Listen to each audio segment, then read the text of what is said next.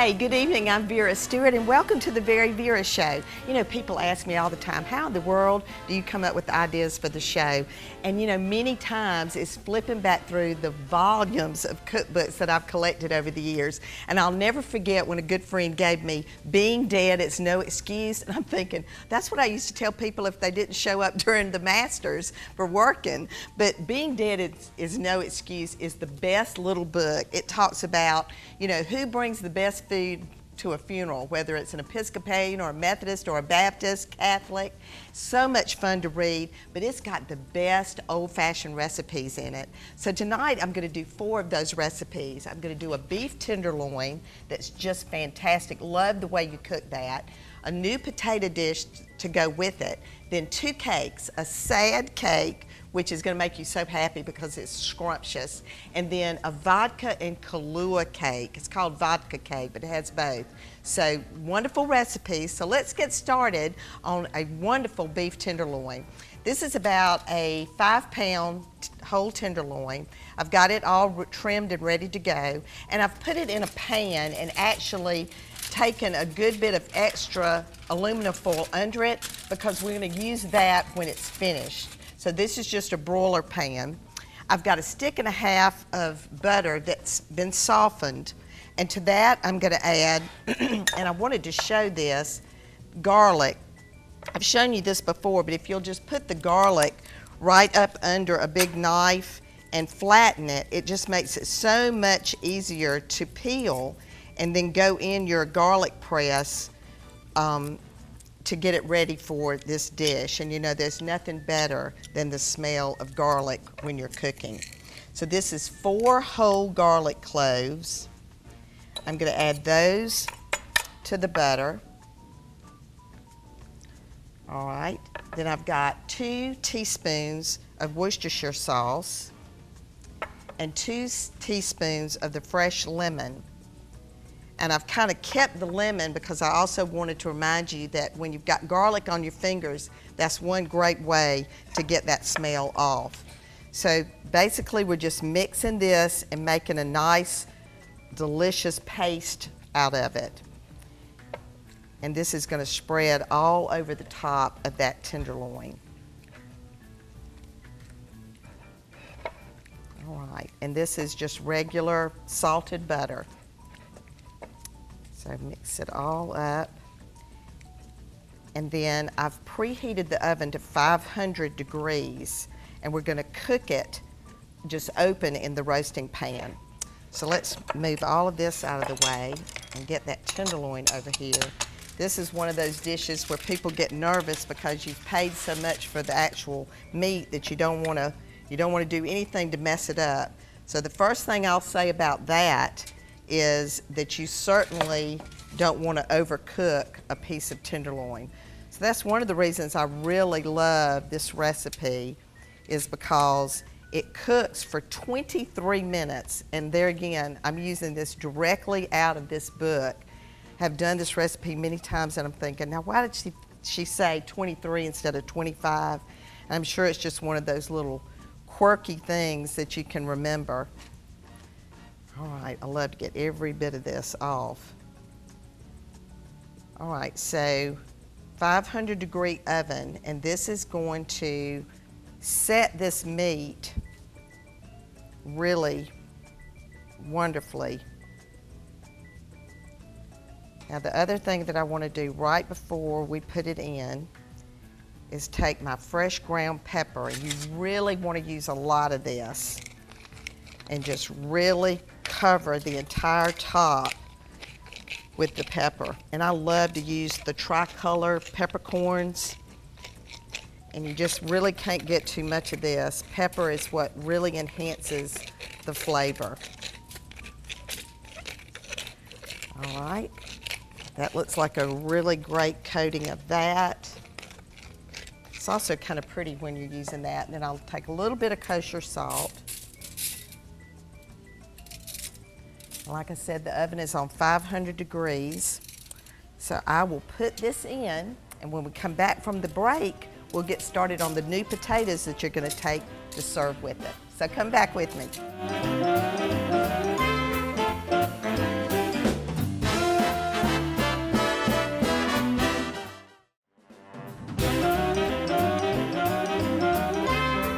Welcome back, and if you're just joining us, I'm making recipes tonight out of Being Dead is No Excuse. Now, what about that for the name of a cookbook? But I have thoroughly enjoyed this little book. It's got all the old-fashioned recipes that I remember growing up, like lace cookies and great deviled eggs, and the dish that we made before we went to break was a beef tenderloin that's in the oven right now. It smells fantastic because it has a lot of garlic in it, lots of salt and pepper, lemon juice, Worcestershire, and I can smell all of those ingredients right now. So we're going to do the side dish that goes with this, and it's a Rosemary New Potato. So I have 8 tablespoons of olive oil in the pan. I'm getting that nice and hot. Had a couple of tips that I wanted to give to you. You know, when you buy the bag of little red new potatoes, they can be random in size. So the recipe, of course, says to quarter these potatoes, and this small one, that is the perfect size. But when you get to one that's kind of large, what you want to do is just take it and maybe cut it into 4ths, and then cut each of those in half so that you have a nice 2-bite piece to go with this dish. And we're going to actually use this kind of as a garnish. At the end of the show, I'm going to show you how to travel with this and make it look attractive. All right. The fresh rosemary this time of year is just really wonderful. You see how just really limp and nice the end of this is? So I wanted to show you, it's the same sort of thing with asparagus. The end of the stem is really very, very hard. But when you get up to this, it's really kind of pliable and nice. So you want to take the leaves and pull off of the hard end, but this top, you can actually, you know, still cut the stem and everything. So I'm just going to take this, put it into a pile, and just get my knife going with it. And the stem and everything is really great in this. Lots of fresh rosemary. I suggest using the fresh for this dish, and I'm actually using about 6 tablespoons. All right, so let's add the potatoes into the olive oil. And you just want to toss this around. Let's put in all of the fresh rosemary. Isn't it nice too if you grow that in your yard to be able to have some really wonderful dishes that use it. A little bit of freshly ground pepper and some kosher salt.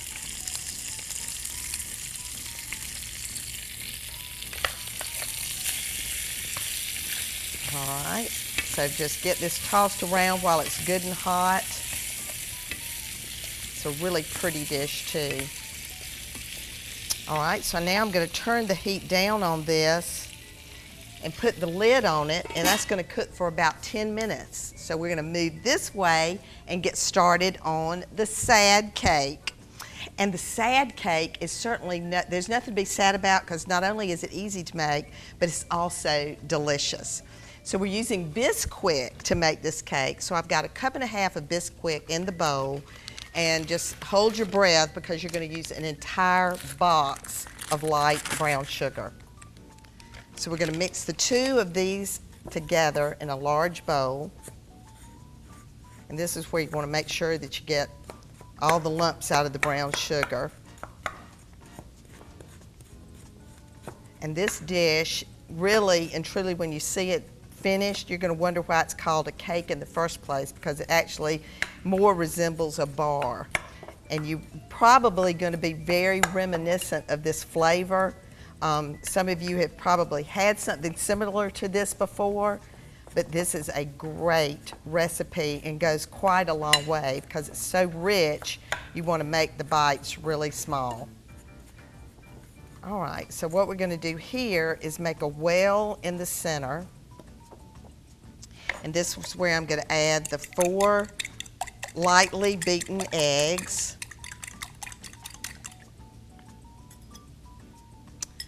A 1/3 cup of cooking oil, a cup of coconut, and you want the pecans that you're putting in here, and that's a cup. You want to make sure that those are nice and big and chunky. All right, let's mix that together.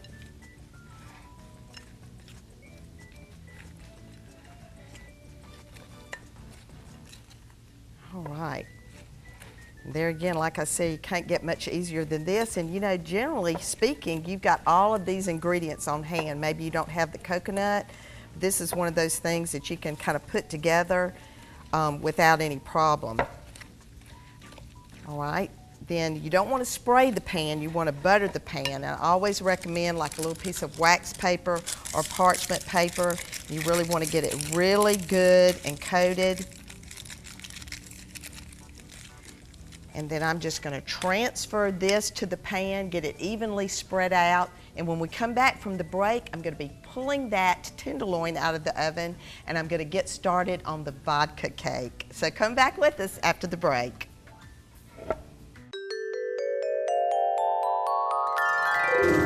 The proper use of your silverware is so important, especially when you're using a course or a silverware that you're not accustomed to using all the time. My first course tonight is a cream soup. I'm going to use a cream soup spoon to eat it. And as always, you want to cradle your silverware with the middle finger as the cradle and then your thumb kind of propped on the top. You want to eat away from yourself when you're eating a cream soup.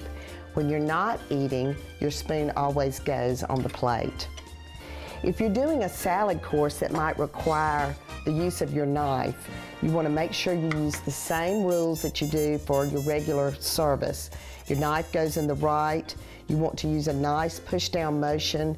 Point your finger at the top of the fork. When you're not using the knife, it goes on the right so that you can swap hands, and again, that cradle technique to eat your salad.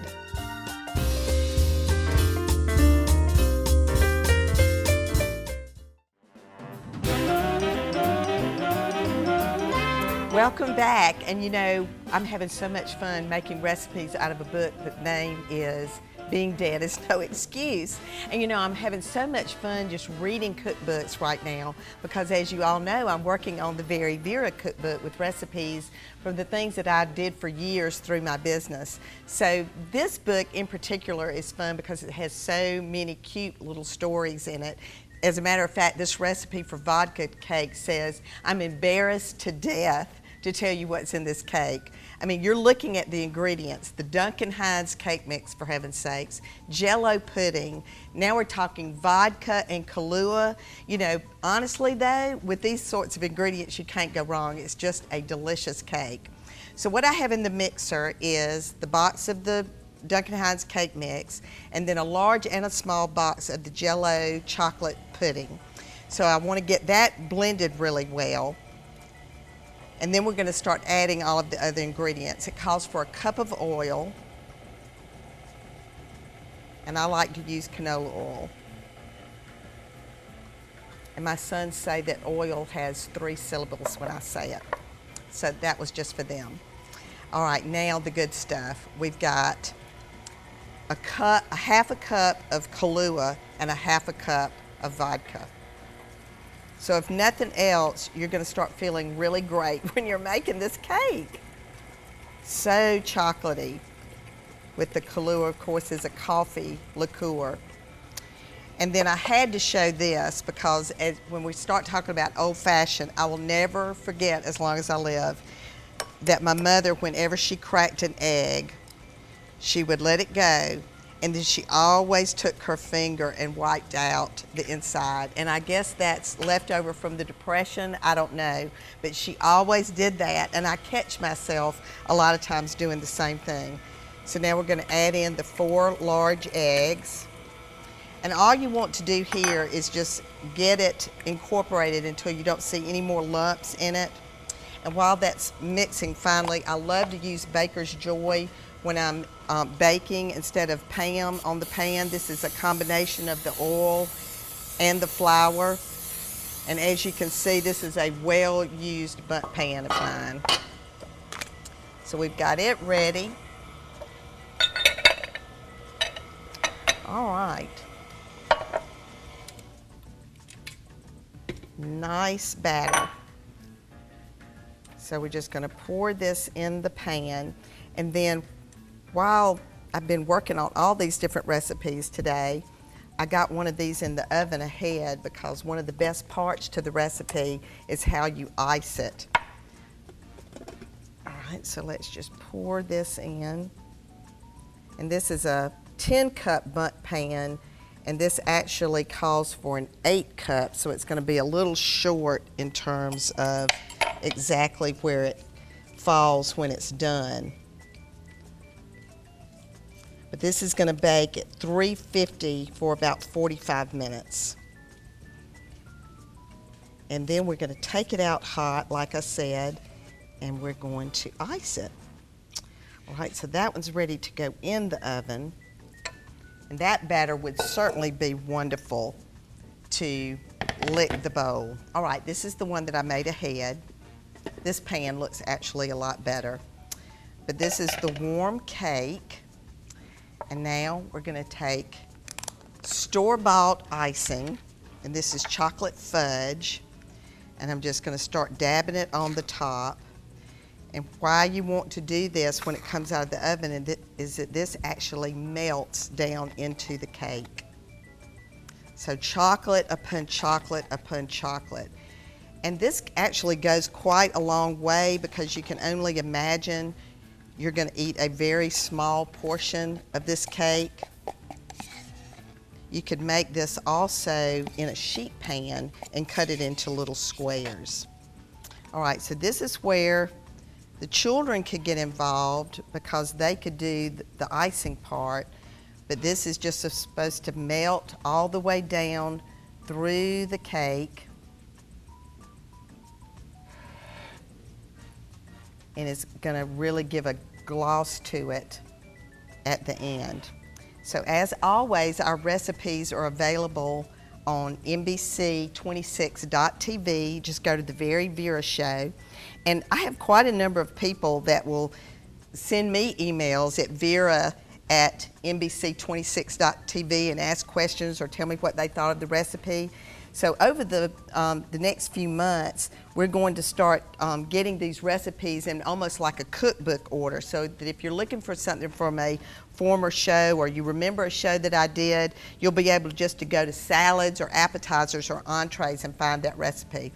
Okay, that's starting to melt through, and it's going to be really great. So come back with us after the break. We're going to get all this ready to go to wherever it needs to go and into some wonderful hungry mouths.